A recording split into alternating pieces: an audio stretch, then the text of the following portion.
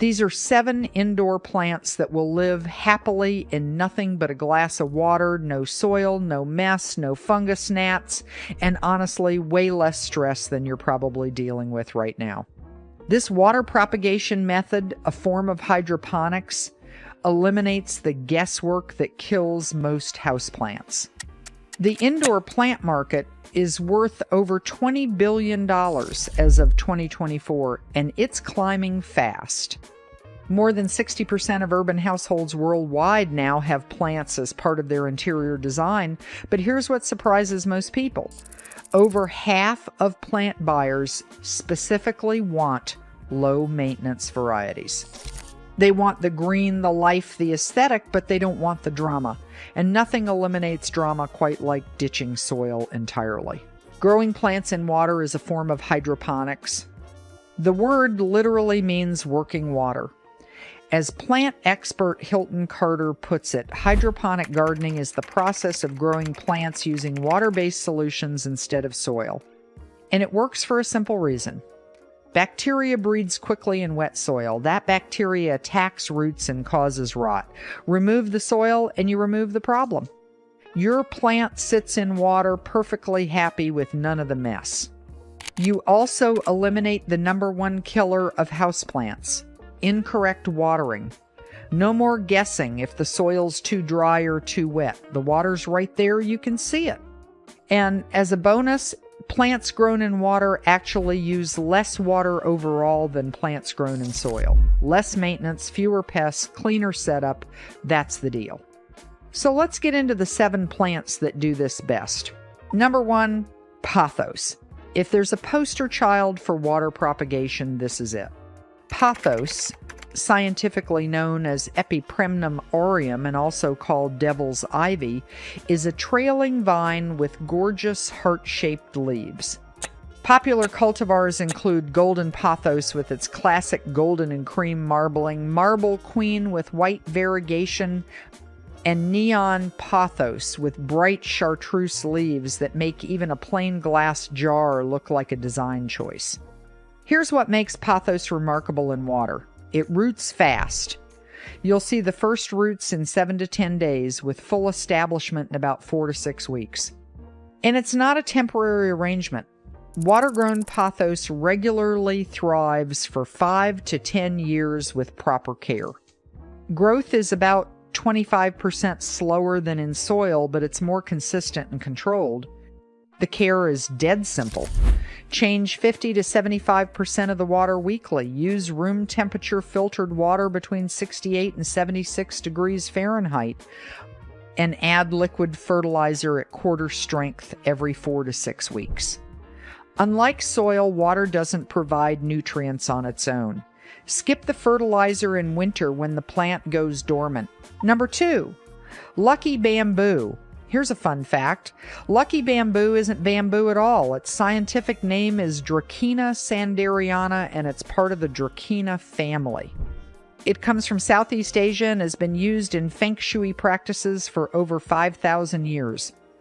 This plant is almost exclusively sold in water, held upright by a layer of pebbles or decorative stones. It was born for this. In Feng Shui, lucky bamboo connects to all 5 elements. The pebbles represent earth, the plant itself is wood, the water is water, the red ribbon often tied around it represents fire, and the metal coin on the ribbon represents metal. Because the stems are hollow, they're said to conduct chi energy, allowing wisdom and prosperity to flow through. Even the number of stalks carries meaning. 2 stalks symbolize love, 3 bring happiness, wealth, and long life, 5 promotes good health, and 8 attracts prosperity. For care, change the water every 7 to 10 days and clean the pebbles and container when you do. Use filtered or distilled water because chlorine and fluoride in tap water will damage the leaves. Keep it in temperatures between 65 and 90 degrees Fahrenheit. One important warning, lucky bamboo is toxic to cats, so keep it out of reach if you have feline friends. #3, spider plant. Spider plants, or Chlorophytum comosum, are one of the best beginner-friendly plants for water propagation, and they come with a fascinating history. In 1989, Dr. Bill Wolverton led the NASA Clean Air Study at Stennis Space Center to find ways to purify air in sealed environments like space stations.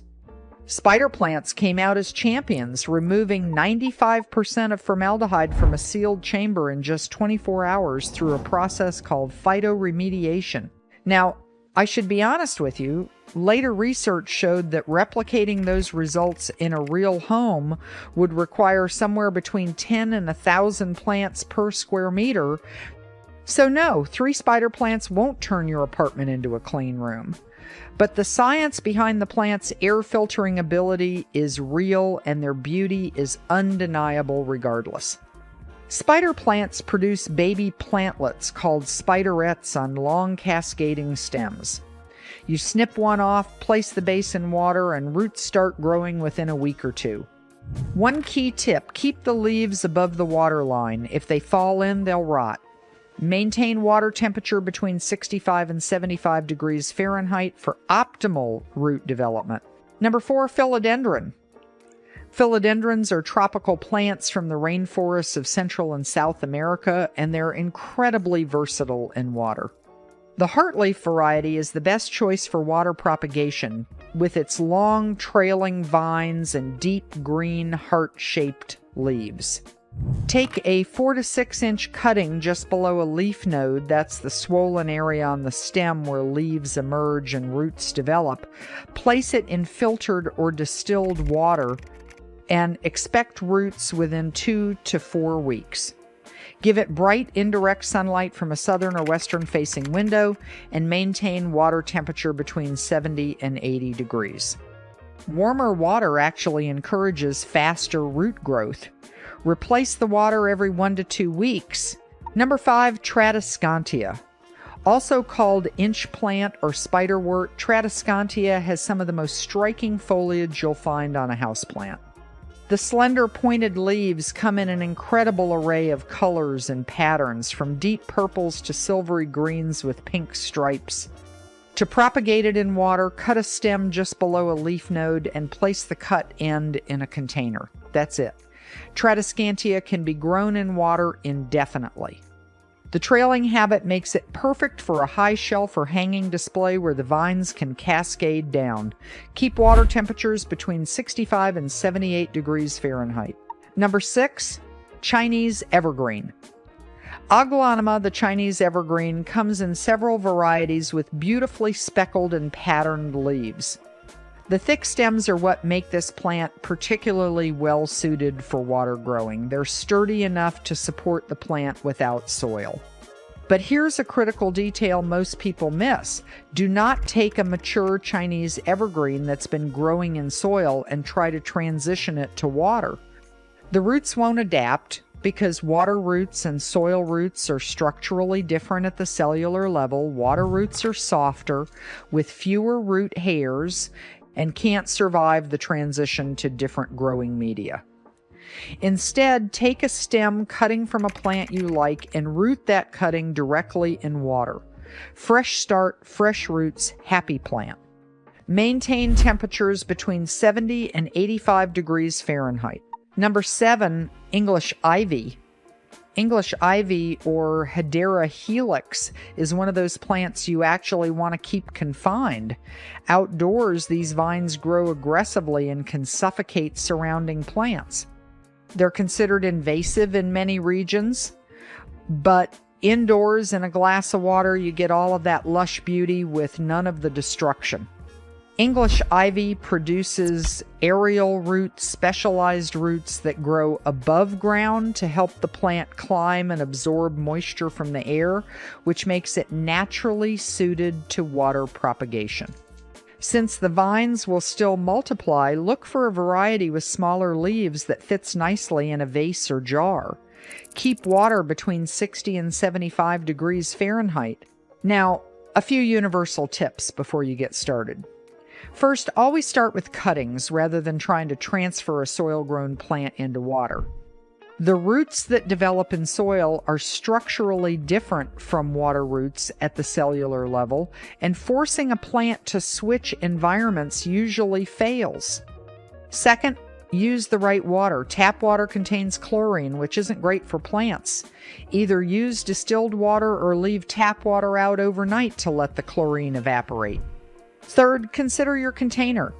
Glass looks beautiful and lets you watch the roots develop, but it also lets in light that encourages algae growth. An opaque container slows algae down significantly. And fourth, feed your plants. Add water-soluble fertilizer at 1/4 strength every time you change the water. Water alone doesn't contain the nutrients soil provides, so this step matters. That's 7 plants, no soil required, minimal maintenance, maximum reward. Whether you're a serial plant killer looking for redemption or just someone who wants a cleaner, simpler approach to indoor gardening, water propagation might be exactly what you need. Pick one. Grab a jar, take a cutting, and see what happens. You might be surprised how little it takes to bring a room to life.